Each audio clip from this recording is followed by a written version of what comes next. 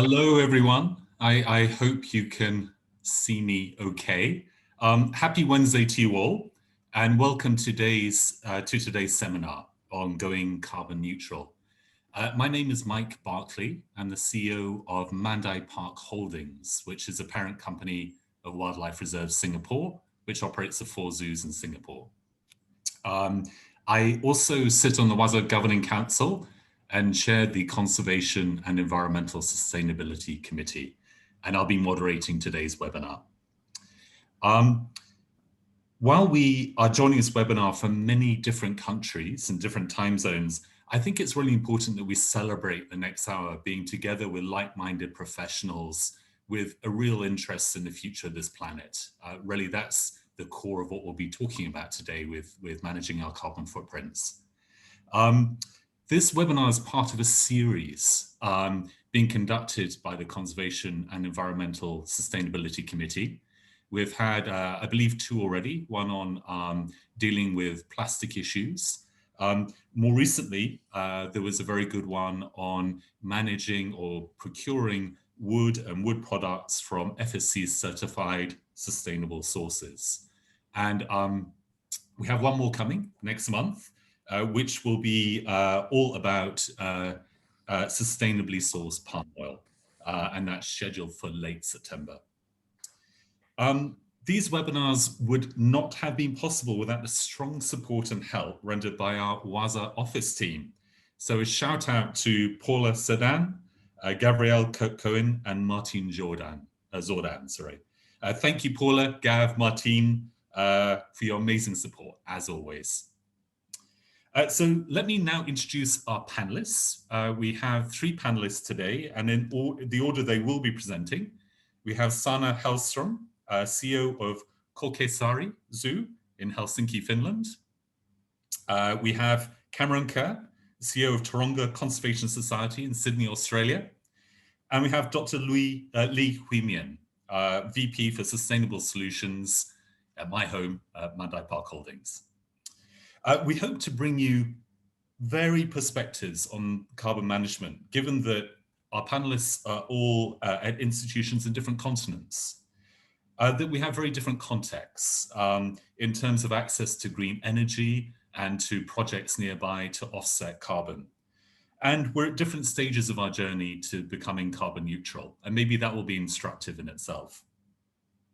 Our aim is to use about half this time for presentations so that we have lots of time for question and answer. So please, at any point, use the chat facility and populate it with questions, and we'll come around to them later.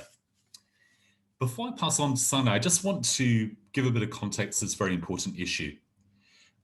Just 2 weeks ago, the UN IPCC, the Intergovernmental Panel for Climate Change, updated us on the scientific evidence that proves that global warming is underway. It's now undeniable that climate change is man-made, resulting from the emission of greenhouse gases into the atmosphere. And they were already seeing severe impacts as a consequence. As if to underline the point, it was confirmed last month that July 2021 was the hottest month we've ever recorded on planet Earth. It's quite sobering. We also have heard so much bad news recently about communities fighting wildfires in North America, Siberia, and the Mediterranean. Also about extreme flooding events in places as diverse as China, Japan, Germany, and the USA. The scientists tell us that worse is still to come in terms of warming, extreme weather events, and rising sea levels, and that it's imperative that we do more to tackle this existential threat. Put simply, in my view, all zoos and aquariums should be using their influence to lobby their governments to significantly reduce the emission of carbon and other greenhouse gases into the atmosphere. And there's no point lobbying unless we take a lead.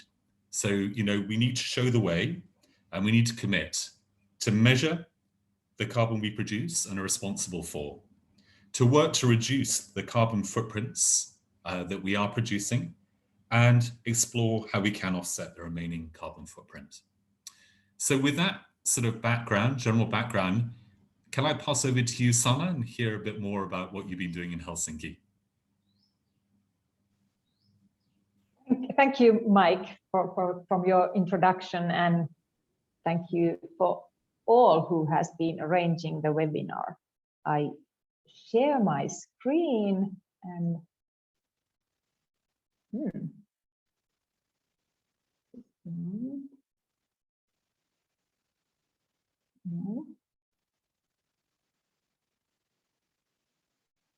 I just checked this and now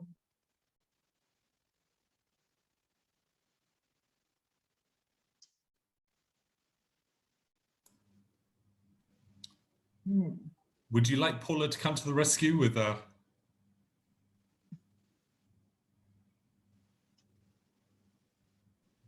maybe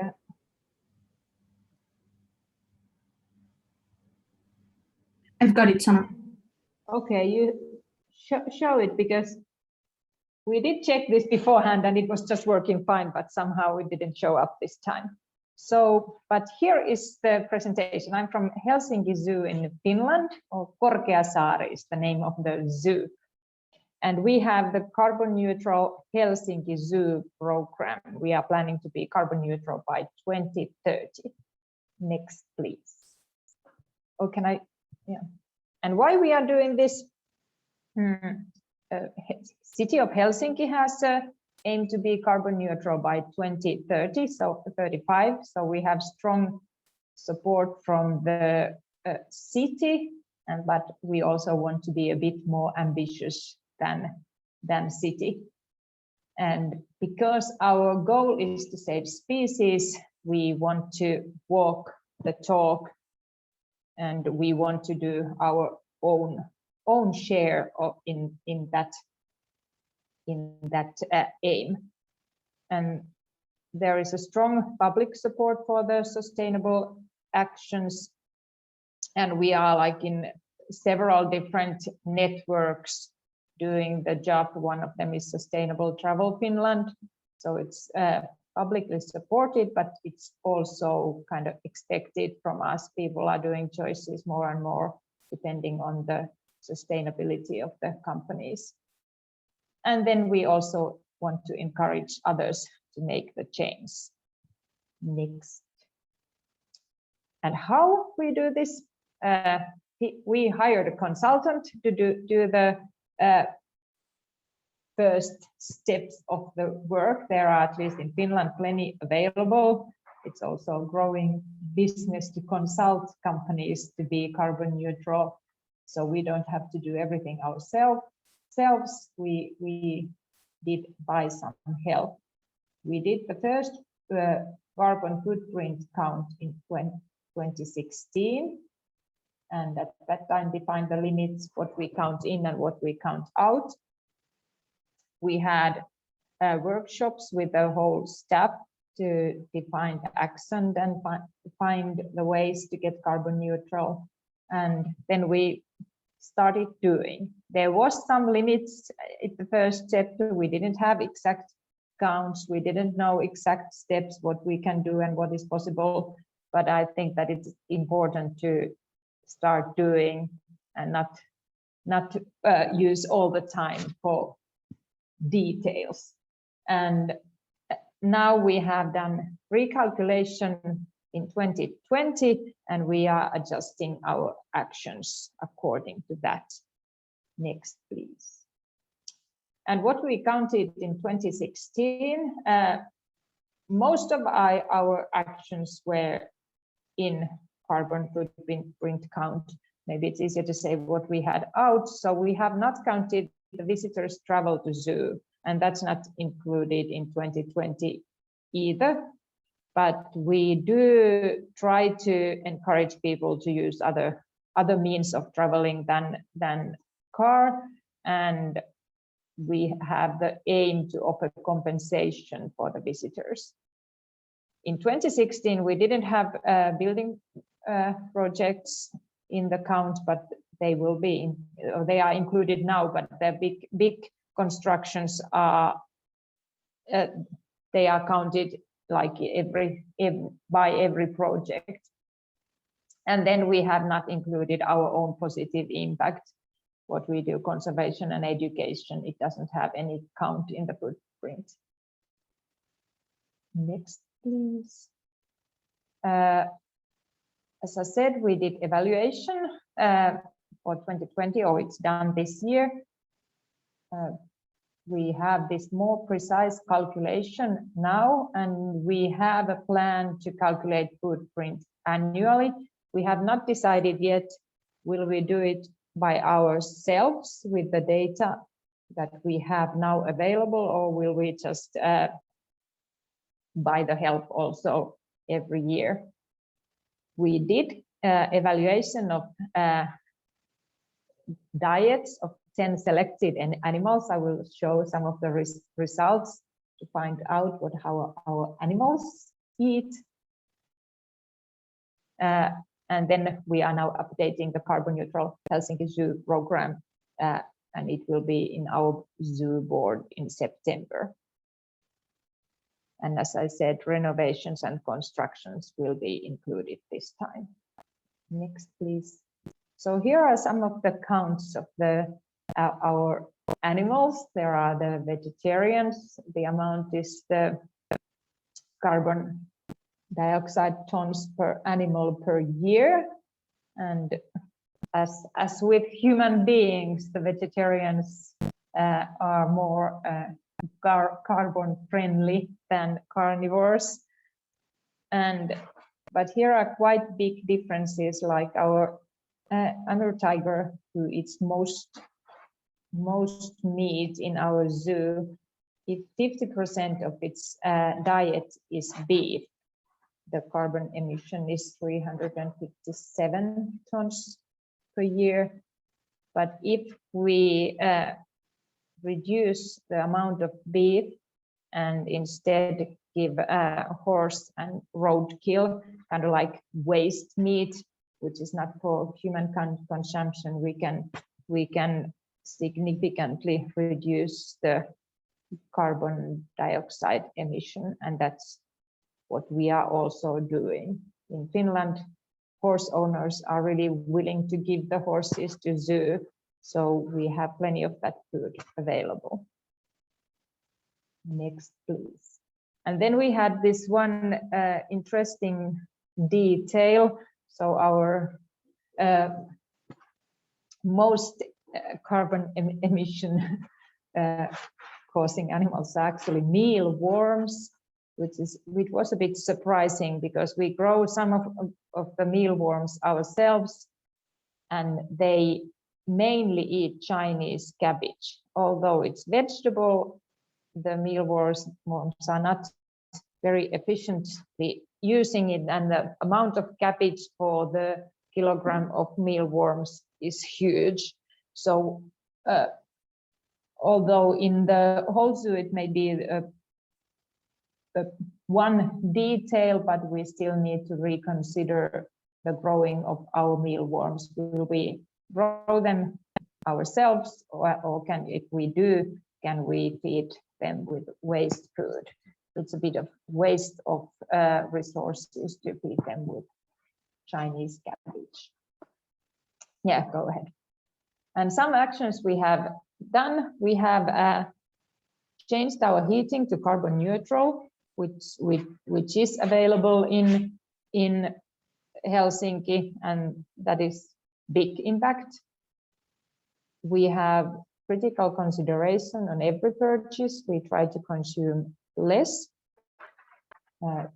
As I said before, we have waste food for animals, other waste food too. We have roadkills for carnivores, but also waste food from suppliers. We encourage the use of bike and public transport in visitors and our own employees. And then we have planned to reduce as much as we can, and then we compensate the rest. We decided that we will travel, so we are not going to stop flights. Okay, then we had these 2 years that we haven't flown, but hopefully we will meet people again. So we decided that that's something that causes emissions, but we will continue. So we decided already to compensate flights, and our means of compensation have been planting new forest in Finland, which is also biodiversity action. We probably will find also ways to save swamps in Finland. We have a whole lot of swamps, and unfortunately also in Finland, the peat is used as energy source a whole lot. So, and that's also a biodiversity problem in Finland. So we find the ways that we can do both at the same time, compensate and also save biodiversity. Next, please. And here are our carbon emissions during these years. 2015 is estimated number, and 2016 is calculated. And now the 2020, there is this recalculation. So actually, one thing you can see is that it seems that the emission of the food has grown, but actually this is the more precise calculation.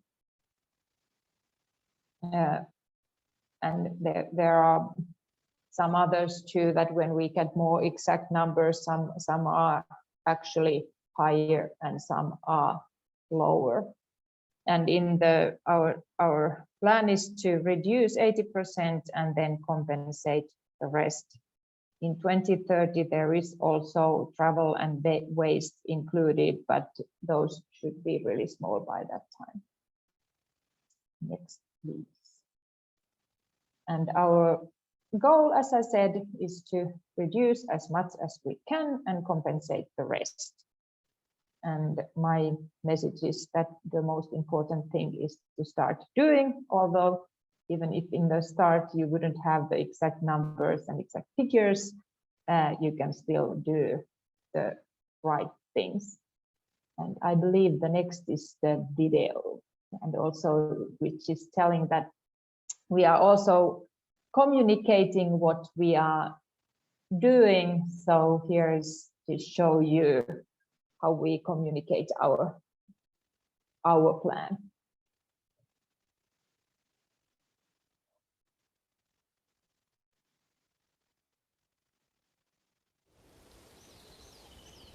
Nature is a unity where every species plays an important role. Diverse nature is also more resistant to climate change. We at Korkeasaari Zoo work for the good of animals and the environment.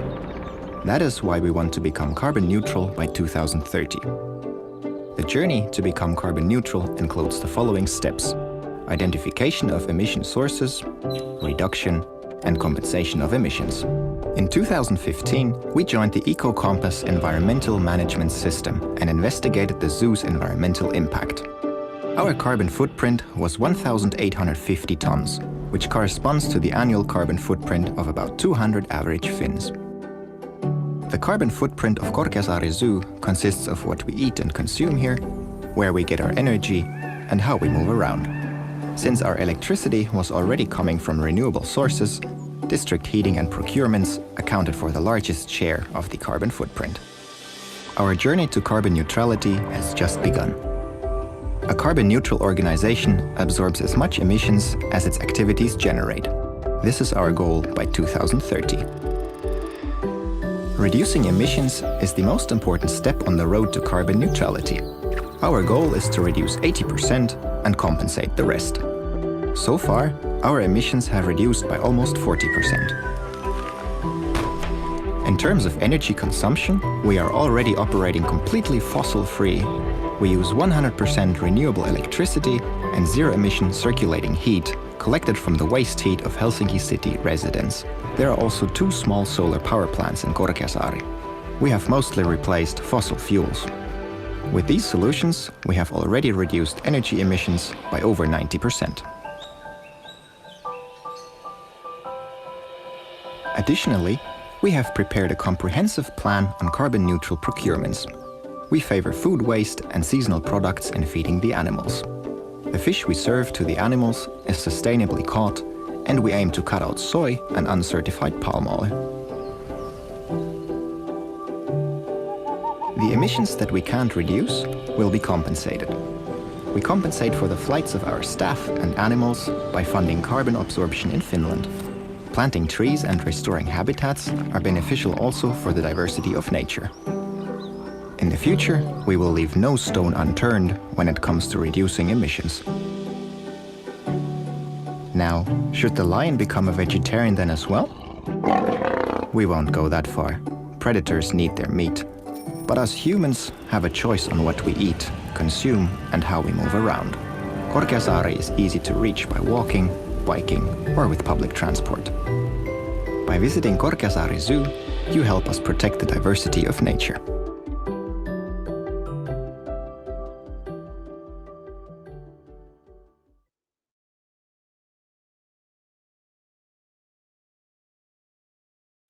I love that video, Sanna. It's really, really evocative. Cam, are you ready to go? Can we hear what's been going on at Taronga?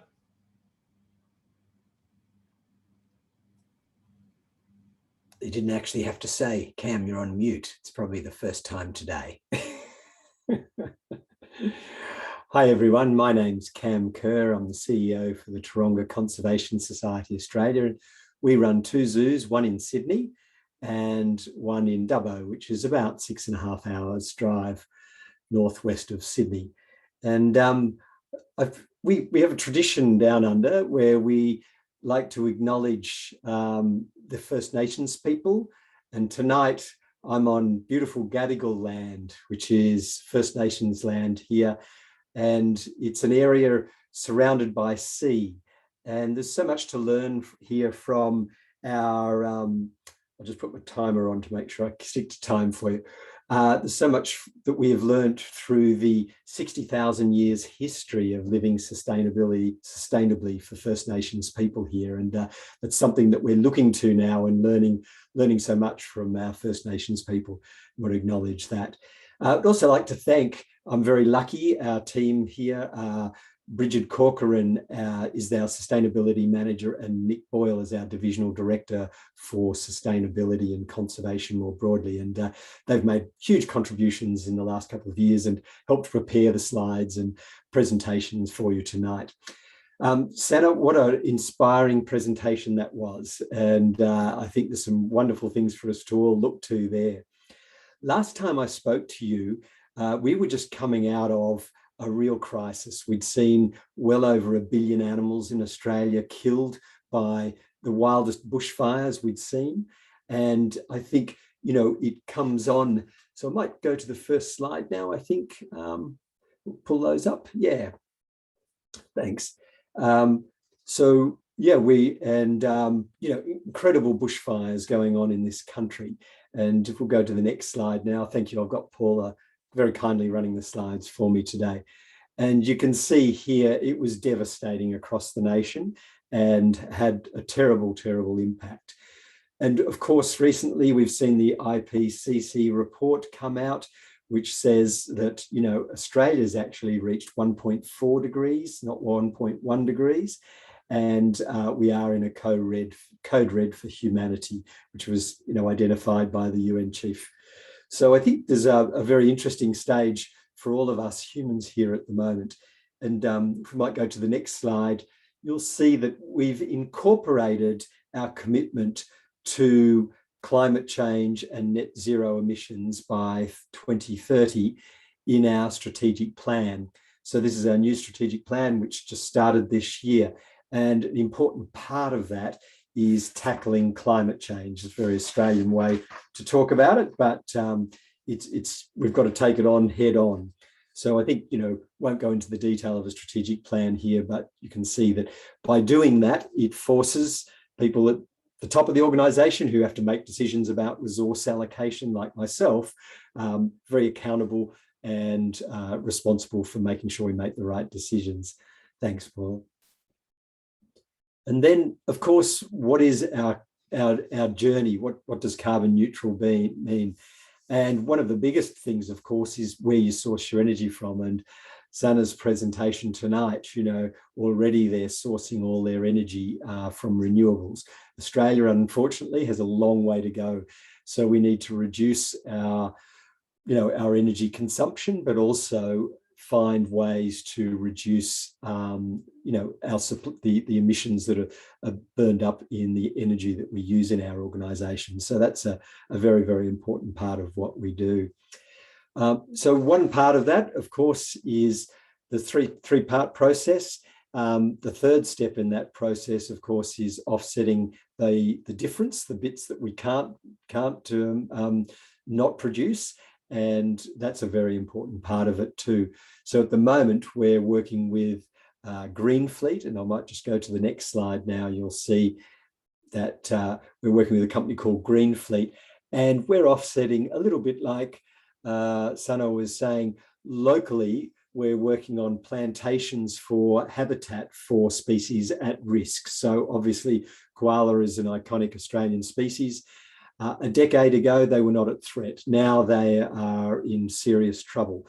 So already we've put in 4,000 trees that have been planted for food habitat for koalas. We've also done 29,000 trees across parts of Australia for habitat for other species. Now, it could be cheaper for us to offset that by buying offsets from other parts of the world, but we felt, particularly the role model role that we have to play as an organisation, that we should be doing it here. So that's our way of working through that.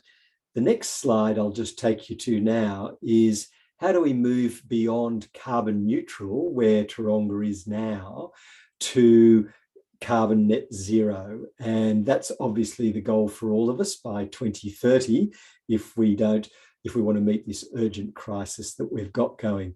So like Sanna was saying, we needed to split up and understand, because if you've got the numbers, you can measure and you can start to do something about it. As you can see from this pie chart, most of our emissions come from our energy use. And so that's a big chunk of what we've got to do. Electricity, food and commuting are the big ones for Taronga across our two sites. Electricity consumption alone is 62%.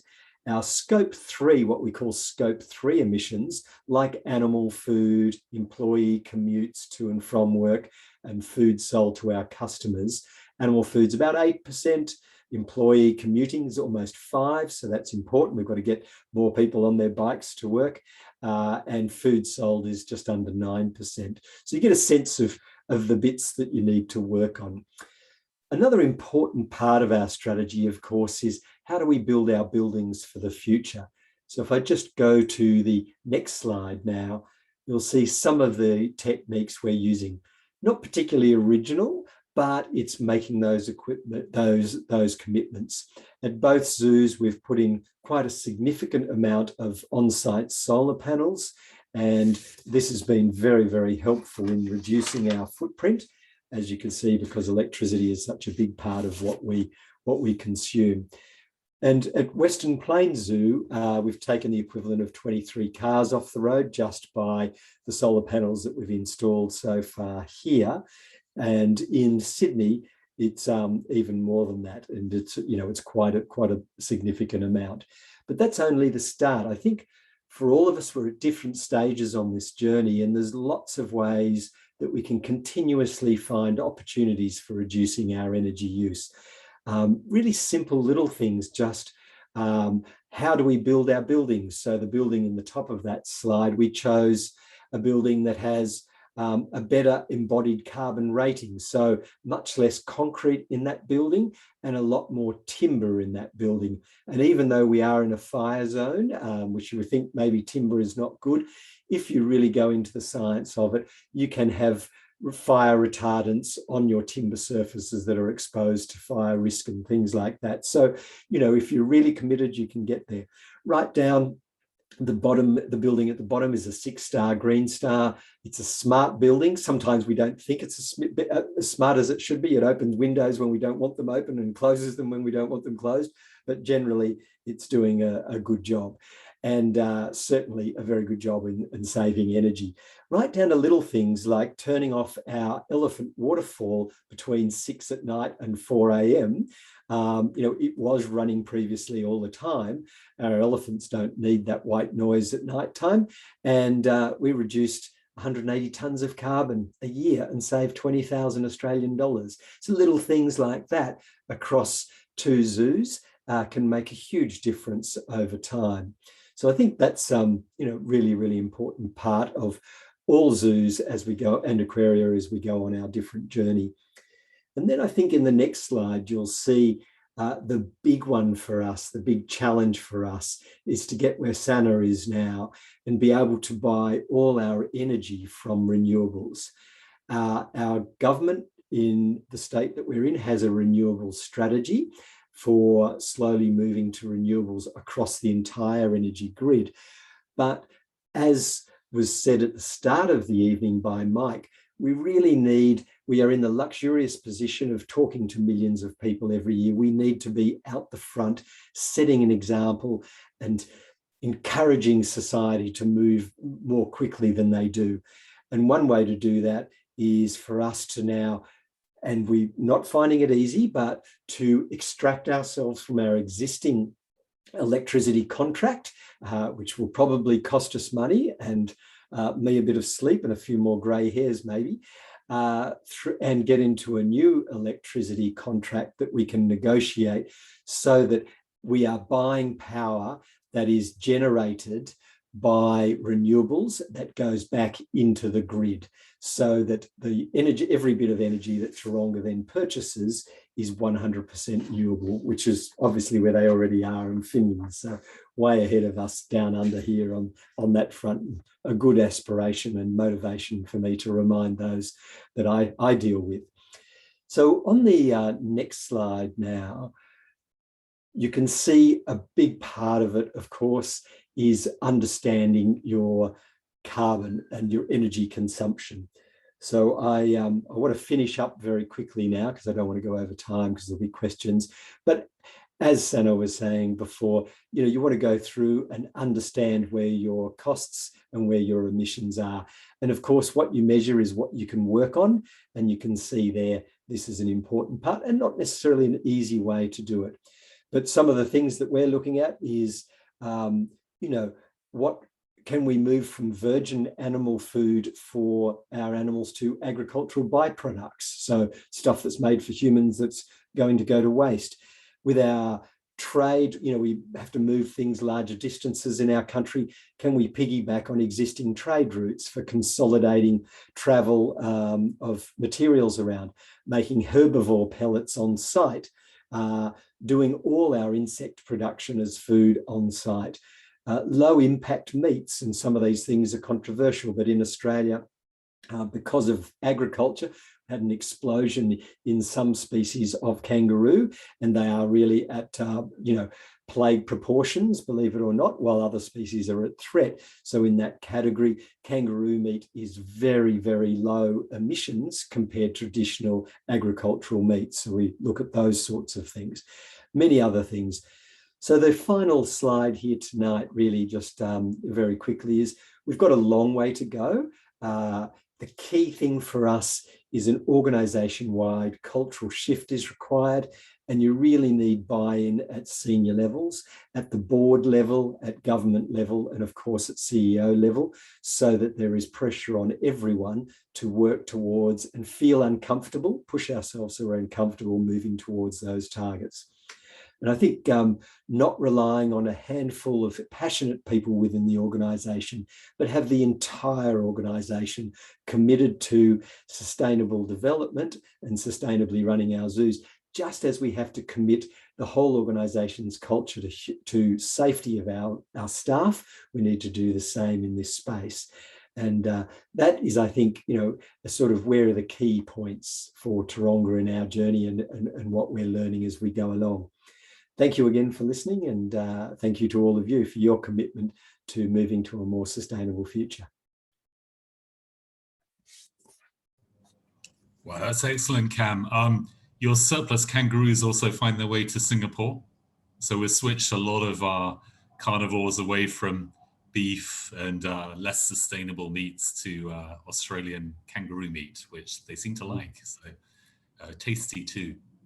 Hui Min, over to you for the Singapore experience, which obviously I know a bit about, but the others may not. So please take the floor. Sure, thank you. Thanks, Mike. So let me start by sharing my screen.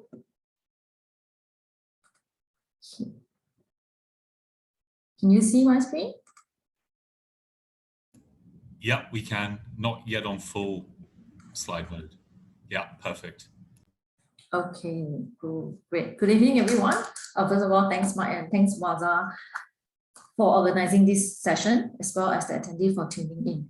So we've been to the north, we've been to the south to take a look at Australia. So I'm bringing you back to the equator to take a look at what we're doing in Singapore. To give a bit of the Singapore context, I think as opposed to the other two countries, Singapore is really a small island with 5.7 million people. We are land and resource scarce, no large scale development, and to a certain extent, we also have development pressure. So I think this will help us to set the context in terms of what are some of the carbon reduction and carbon neutrality strategy that we would take as a zoo that's operating within Singapore. So if I bring you down to zoom in down to where we are at in Singapore, which is the northwestern part of Singapore, we are neighbor to our Central Catchment Nature Reserve in Singapore. So we looked at situated in Mandai. Today we run 3 wildlife parks in the Mandai precinct, and we also have the ambition to rejuvenate the areas. We are undergoing development project at this point in time, where we're going to add 2 more wildlife parks, as well as an indoor attraction and a resort accommodation, with the aim to rejuvenate the entire area into a nature-inspired precinct. So as we talk about a nature-inspired wildlife destination, I think it's important for us to also make it a sustainable one, very much aligned with what we would like to do as a conservation organization. So our ambition for climate action is really to be carbon neutral in 2024. And then as we speak, we are also looking into how can we be net zero subsequently. We're working out through the different details, looking at really as we continue to expand and develop where would our peak emission be, and eventually what's a realistic target for us to reach a net zero. So to give a bit broader picture, we will be carbon neutral by 2024. And then as we continue to look into how do we get to net zero in the coming years. And finally, we hope that in the long run, Mandai as a precinct will be a climate positive one. We would really remove more emission through the work of the organization than what we are generating. So what's really underpinning all this, the carbon neutral ambition, is really our environmental sustainability strategy, which we seek to be a responsible operator and developer. We do, I think, to Cam's point, we really want to incorporate the sustainability best practices in our daily business, not only just the sustainability team, but really it's everyone who's in the organization has a part to play and know what can they contribute in their own little way towards this goal. So in our strategy, we have 4 different pillars. The first one being resource optimization, which is actually the most important one when it comes to carbon target, because it does look at energy, water use, energy, water waste, procurement, and as well as transportation too. As a destination receiving 5 million visitors and up to 10 million in future, we do want people to get to our precinct in a more sustainable manner too. Pillar 2 will be about biodiversity protection, about how do we then, being neighbor to the nature reserves, also do our part in terms of improving the habitats and maintaining connectivity in our precinct. Pillar 3 relates to a lot more development work. I think true enough, other than our own operation, as we continue to develop and refresh our exhibit and build new parts, I think it's really important for us to look at how do we build better, how do we build with less, and we've actually incorporated quite a fair bit of passive design of features in our new features. After having done all this, definitely it's really important for us to walk the talk, right? And I think with the last pillar being sustainability advocacy is also an important one. Not only just doing, but really telling and showing people what we're doing, and also inspiring people to not only just know about it, but also to be part of this solution and inspire positive outcome even after they leave our parks. this is in a way a more the ambition that we have with respect to various the various pillars that we have. I wouldn't go into detail about all the goals and strategy that we are looking at, but essentially I would like to point out that if you look at resource optimization, that's really contributing a lot to our carbon neutral strategy. We started our carbon accounting, developing our carbon accounting framework in-house in 2018. So we started with setting up how do we do our carbon accounting based on our operational data. How do we look at consolidating and making sure identify the right data that we do actually need to have in order to calculate our own carbon footprint. So we started in 2018. As we go along, we continue to improve the framework that we have. Today, we have a quarterly reporting and tracking operational data setup that we've worked with the various departments, whether it's the zoology department, at the facility management department. They would, on a quarterly basis, give us data where we could then review, calculate and review. Once we have data, definitely I think we will identify hotspots and where are the opportunity for us to really improve our operational efficiency so as to reduce emission. From the data that we have, we know energy and water efficiency is important as with everyone else. Waste diversion as well. Singapore, we do incinerate. We incinerate all our waste due to the lack of landfill, but we do really need to reduce our waste generation and sustainable sourcing. With these two in mind, we are also, as a precinct which have about 40,000 trees along in our entire precinct, we also look to estimate the amount of carbon sequestration that our trees could contribute. It's not a lot, but we probably could achieve a few percentage from that. So we went to quantify that as well. And finally, once we finished the reduction, as with the previous two presenters. Once we finish reduction, we really would look into exploring suitable project with Mandai Nature, which is our conservation arm, to look at how could we combine the work that we do in Mandai Nature and conservation project also with a component for carbon offsetting. So again, I think that makes carbon offsetting a lot more meaningful than just buying offsets in the market. Okay. So to give a bit of the carbon emission profile of Mandai, I think we today stands at about 16,000 tons in the last year. Thanks to COVID, we had a 14% drop from the previous year. That's because of the low visitorship. But when we really looked at our carbon emission profile, we see that about 60% do come from electricity used. Today in Singapore, I would say our access to renewable is quite limited.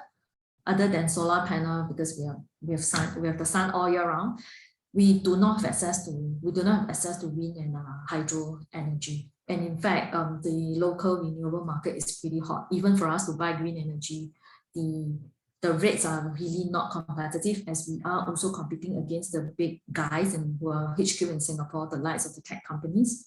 We have we would have all the major tech companies that's HQ in Singapore, and we are really competing against them for the limited renewable. So that informs our strategy differently, which I will share later. And then we've also identified that the second and the third one would really be animal feed and freight. I think that's pretty common around a lot of the zoos. Maybe that's where we all can do something together. And of course, water usage, being the fact that we run the river safari park. Yeah. So if we put all these three together, they are probably coming up to about 83% of our GHG emission already. And I also wanted to note that I think as compared to Taronga, we have not included all the scope 3 as we have done, but we are also on our way to look at, as we continue, how do we find good ways to really measure and quantify it in a meaningful way. So when we talk about achieving carbon neutrality, quick time check. We've got about 15 minutes left for the whole session. So okay. Q&A. Yeah. So yeah, when we talk about carbon neutrality, again, I think it's improving efficiency. We will do renewable and then we'll do offsets. just sharing some of the technical measures that we've done. As we were setting up the framework, we didn't not do anything and wait for the framework, but in parallelly, we also start looking at energy savings initiatives. So we started in FY18 or 2018 to look at various initiatives, and that continue on year.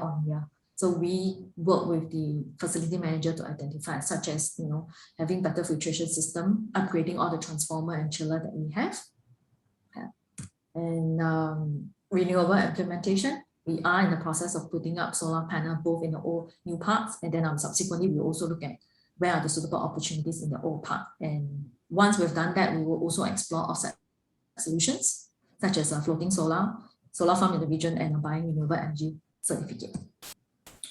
So I have 2 more slides to go. I think maybe this one, it's just a bit of how we have done. I share a little bit about us having doing a carbon tree sequestration. So we looked at the entire tree inventory of the precinct and list down how do we establish the boundary. Then we determine the growth rate. We've estimated the sequestration ability, and then we went on to continue planting, of course.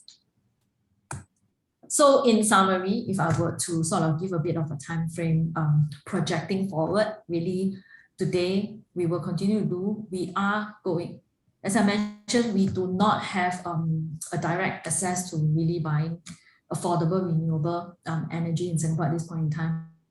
But what we're trying to do is start the momentum going by really looking at renewable energy certificate as a start, to show our commitment, as well as our ongoing energy reduction plan. We do have plans we have an annual absolute energy reduction plan in place, and we will roll out all our solar panels in the next 2 years for the new development. At the same time, we are also looking at continue planting the trees that we have planned for. Hopefully by 2024, we'll be able to reach carbon neutrality by being able to offset our residual emission through few projects together with our Mandai Nature. And I hope that we will be able to finish the evaluation investigation work that we're doing right now to determine when it's a realistic target for us to really reach net zero status. So I think with that, I thank you for your attention. Thanks. Over to you, Mike. Thanks, Vivian. That's great sharing. So look, we've got some great questions that have come in, and if I can kick off with one from Veli Gordon. I think that becoming carbon neutral cannot be done with just the zoo action.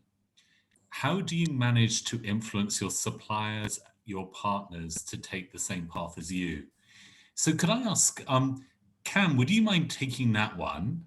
And then Sanna, you also mentioned about influencing your guests, trying to drive social change through your leadership. So after Cam, do you mind talking a bit about how you engage your guests on these issues? Sure. Well, I'll kick off. It's interesting.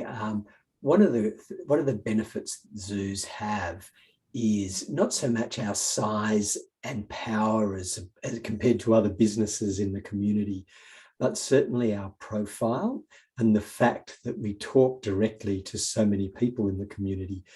So we found in a couple of our supply situations, whether it be on palm oil or fish and sustainable seafood and other things, we could actually lead the market by going to our suppliers and saying, if you want to supply us, these are the expectations. And that's not an unusual thing for organizations to do nowadays. You have that, under COVID, when deliveries come into your organization, you've got certain protocols in place for that. So why not for your supply chains? And I think that has been quite a powerful tool. For example, different to energy, but a little zoo like Taronga in Australia was able to have a very powerful conversation around RSPO palm oil with Nestle and Streets, the two big players in that market. And the reason for that is we sell more ice creams than any other single venue in Australia, which is nothing compared to the supermarkets. But it's a symbol. And of course, you can play to corporate ego there and say, why aren't we market leader in that little country, Australia? Oh, because our supply chain isn't right on a particular thing. So, there's different ways. And I think it's worth keeping in mind, you might not have the financial might, but certainly your profile and a desire to partner with you might be another way that encourages suppliers to go on that journey with you.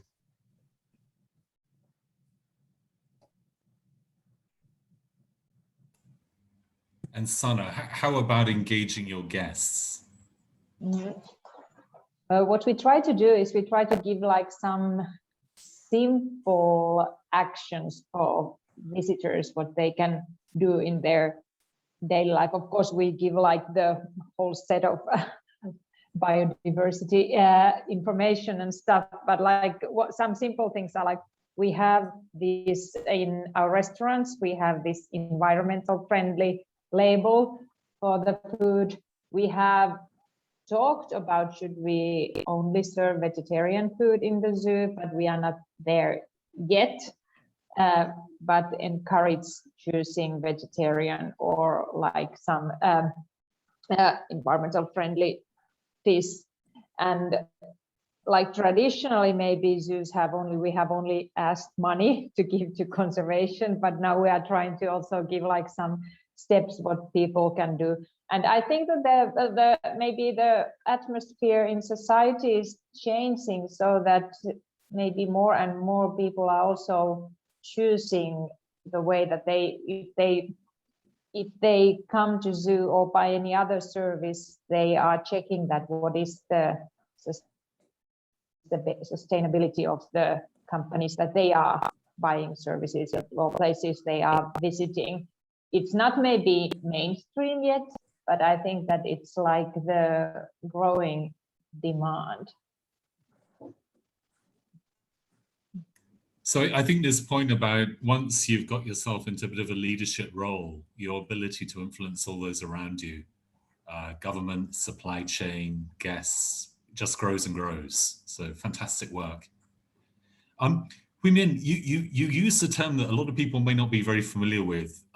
You talked about RECs, Renewable Energy Certificates. Do you mind just sharing a bit with the audience what that is? Because I think quite a lot of people may not know what that is.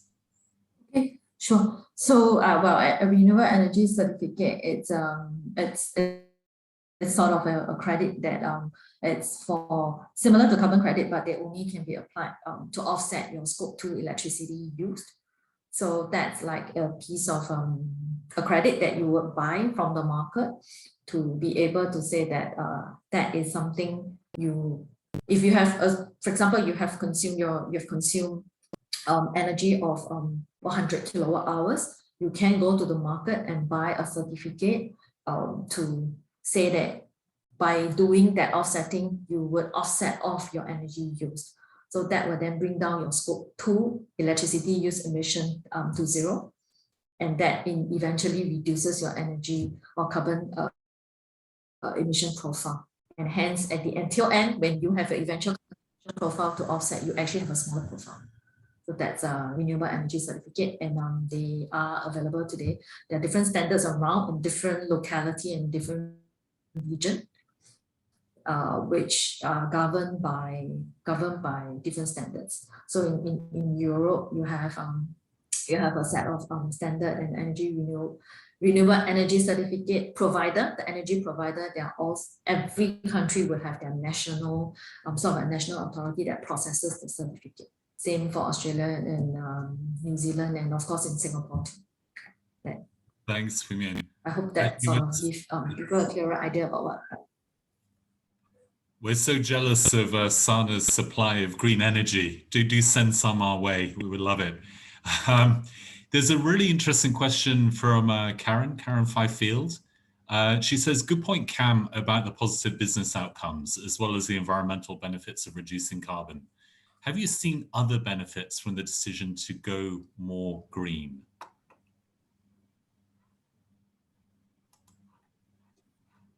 I think, it's a bit like safety. You're going on a journey whereas an organisation, you become so much better informed.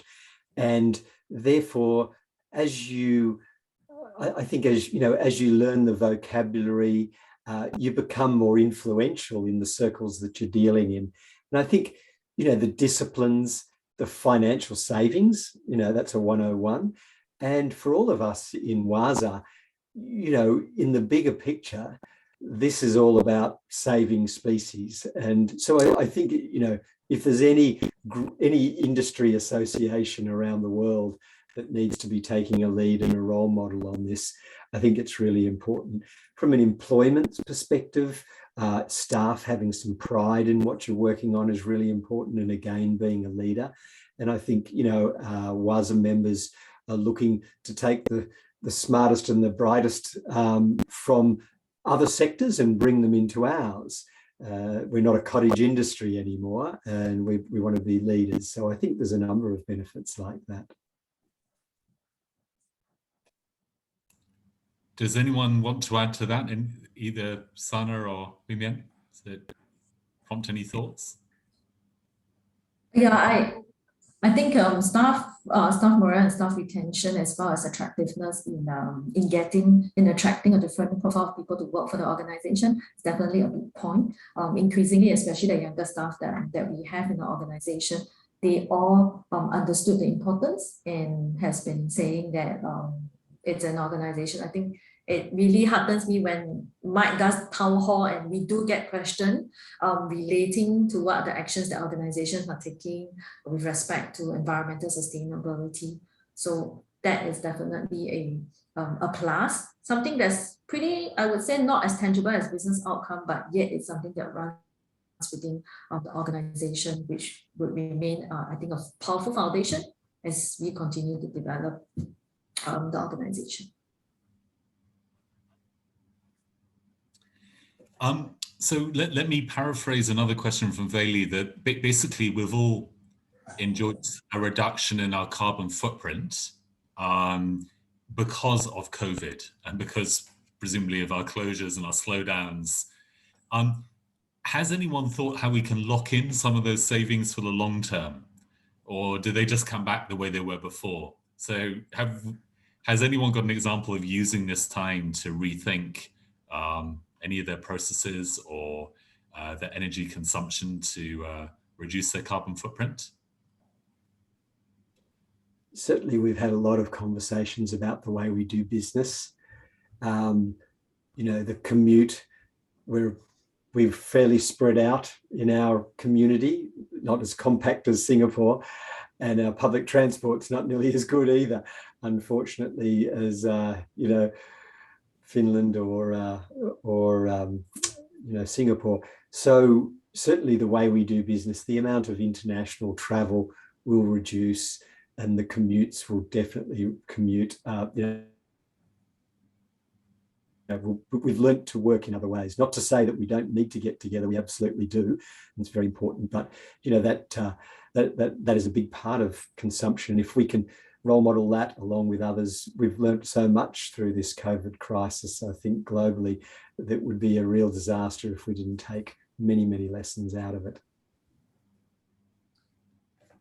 I think I could share an example that in WRS we've really accelerated our digitalization of how we're running our business. So we have now really stopped printing maps as well as the physical tickets. Everything would have to be booked online. So in the process, we would have, in a way, saved all the machines, the paper printed. Oh, well, that's also fighting deforestation, right? Saving paper printed, as well as not having to change the map very regularly, because we print maps in like many languages, not only just English, but we do in Japanese, we do in Chinese as well. So that really helped us to save resources. And at the same time, I mean, even though people would say that you use more energy, but through all our carbon mitigation effort and also sourcing for like renewable or greener energy, that eventually, when we look at totality, we believe that's going to bring down emission in the long run. So it's been one of the very few times I've been happy to write off an item, which was the tail end of our physical tickets, which were in our stock, which we no longer need, which is great. Sanna, now we're right at the end. Do you have a closing thought on what everyone listening on this panel should take away? You know, any thought for driving change around this very important issue? Maybe my thought, as I said, is that I encourage everybody to start doing. I think that in the whole subject of global warming, we need every single one of us to do our part, like as a person, as the company, as the country, as the whole globe. And that's what I think, that just go to right direction, then learn on the way. Well said. Fantastic way to wrap up. Thanks very much, everyone, for the participation. You know, it'd be great to have a lot more time to answer your questions, but I think we've come to the end of the hour. I just want to give a plug that the committee is working on a guide on carbon issues, which of course will not be a physical guide, it will be an online guide, full of helpful tips and suggestions on guiding zoos and aquariums towards being carbon neutral or net zero. So give us a bit of time to do that, but the idea is on all these important subjects, we'd like to have a library of short guides, which, you know, any member of WAZA can just take off the shelf and refer to. Thank you very much for your active participation, and thank you to our panelists for your insightful sharings, and thank you to Paula for making it all work tonight. So see you all. Bye. Thank you. Good night, everyone. Good afternoon.